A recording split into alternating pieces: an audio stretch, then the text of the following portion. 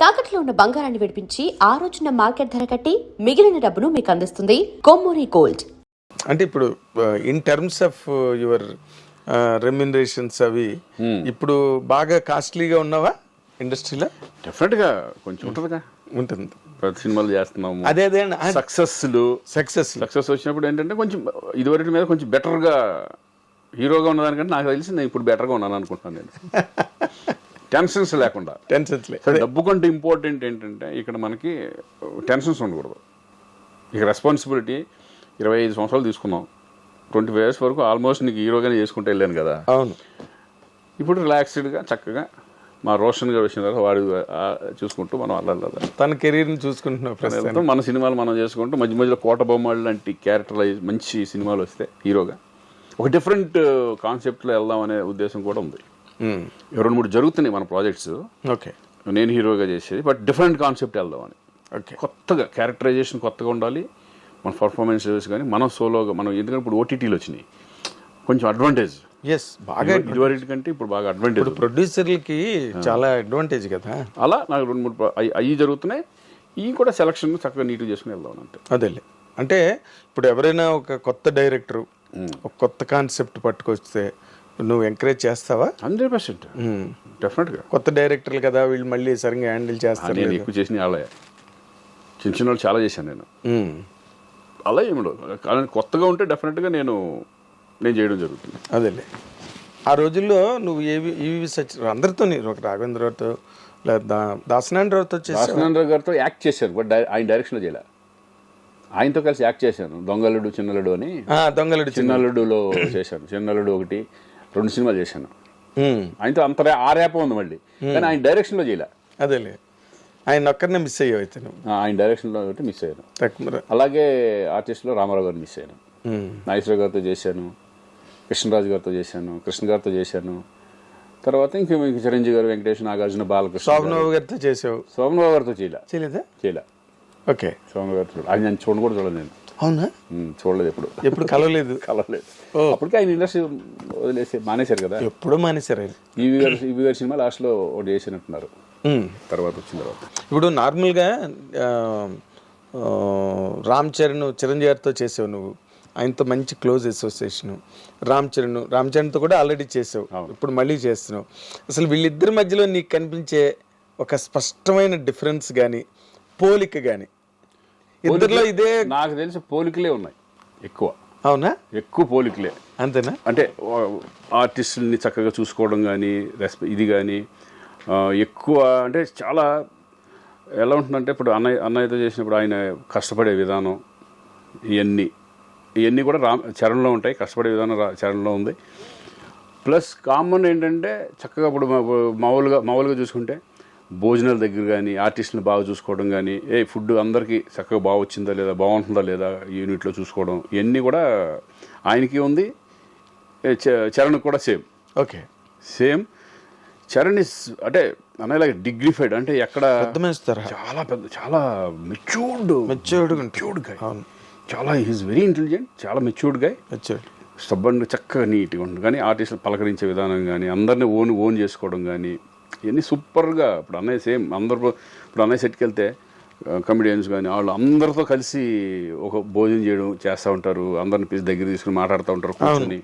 Same అదే చరణ్ కూడా. అవునా? చాలా మీ ఇద్దరి మధ్యన ఎట్లా ఉంటుంది ఇంటిమసీ? చాలా బాగుంటుంది. అన్న అంటాడు. అవునా?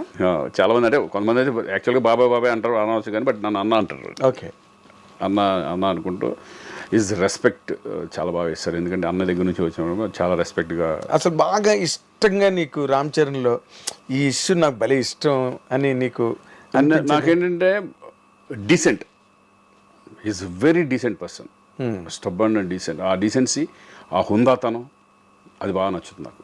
ఓకే, ఆ హుందాతనం అనేది ఇప్పుడు నాకు తెలిసి కొంత ఈ ఏజ్లో కొంచెం ఒక రకంగా వేరే ఉంటుంది. అదే ఏజ్ అలాంటిది. కానీ ఆ ఏజ్లో కూడా ఈజ్ వెరీ మెచ్యూర్డ్ పర్సన్. ఆ మెచ్యూరిటీ లెవెల్స్ కానీ, ఆ స్టబ్బనిటీ కానీ, అవన్నీ నాకు బాగా నచ్చుతుంది. ఇప్పుడు మామూలుగా ఒక ఏడాది క్రితం కన్నా ఇంకో వచ్చే ఏడాది మనుషులు పెరుగుతూ ఉంటారు. అవును. ఇప్పుడు గోవింద్ అందరవాడలో చేసిన చరణ్కి ఇప్పుడు చరణ్కి డిఫరెన్స్ అనేది ఏంటంటే, నాకు అప్పుడు ఎలాగున్నాడో ఇప్పుడు అలాగే ఉంది.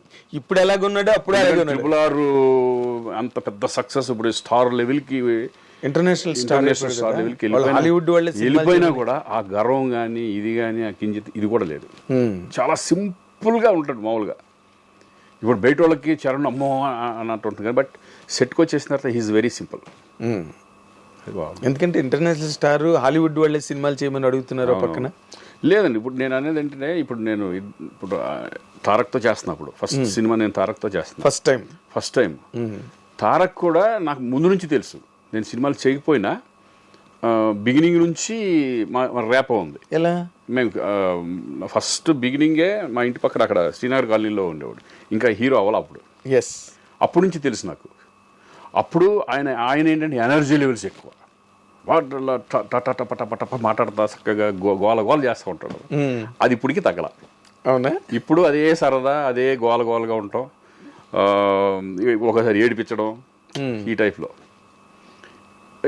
అంటే వాళ్ళు మారలా, యాజ్ ఇట్ ఈజ్ అలాగే ఉన్నారు.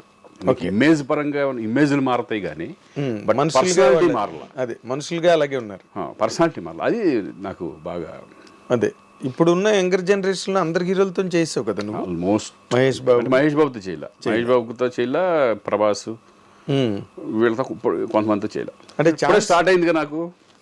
చేద్దాం మొన్న అక్కడితోనే కదా ప్రారంభం. అవును, మొన్న కదా సెకండ్ ఇన్నింగ్స్ కదా. అంతే సెకండ్ ఇన్నింగ్స్ లాగా బోనస్ అనుకుంటాం. అంతే బోనస్ కరెక్ట్. ఇది ఈ వర్డ్ కరెక్ట్, బోనస్. ఎందుకంటే ఊహించని మలుపు. అదేంటి నా మెంటాలిటీలో ఏంటంటే నేను ఇండస్ట్రీలో ఉండాలి అనేది మెంటాలిటీ ఉంది కాబట్టి నేను ఇమేజెస్ కానీ వాటికి పోకుండా చక్కగా మనం ఉన్న దాంట్లో హ్యాపీ ఫ్యామిలీ సెటప్ లాగా వెళ్తున్నాం అంతే. ఎవరు అడిగినా అంటే మహేష్ బాబుతో ప్రభాస్ ఇంతవరకు ఛాన్సులు రాలేదా? ఇప్పుడే వచ్చి మిస్ అయ్యాయా? లేదు, రాలా. ఎప్పుడు అనుకోలేదు. అంటే తారక్తో నేను అనుకోలేదు, ఎక్స్పెక్ట్ చేయలే. ఇప్పుడు దేవరాలో తారక్తో వచ్చింది అవకాశం. అలాగే చూసి ఇవి కూడా ఎప్పుడన్నా వస్తాయి, చూద్దాం. మంచిగా తప్పకుండా వస్తాయి. ఎందుకంటే And for more videos, please subscribe to iDream. Please subscribe to iDream. Please subscribe iDream. And please subscribe to iDream. For more videos, subscribe to iDream. please like, share and subscribe to the channel. Congratulations, iDream. Subscribe to iDream. Subscribe to iDream. So subscribe to iDream Media. iDream team andarki huge congratulations. Please subscribe iDream Media. Please subscribe to iDream. Subscribe iDream. Please subscribe to iDream. iDream అంటే నా కళల ఛానల్ను subscribe చేసుకున్న నోరు తిరుగుతలేదు, మీరైతే గంట గుర్తు కొట్టండి. For more such videos, please subscribe to iDream. Subscribe to iDream. Please subscribe to iDream. Please subscribe iDream Media. Please do subscribe to iDream. Please subscribe to iDream Media. For best entertainment and information, please subscribe iDream. And don't forget to subscribe to iDream.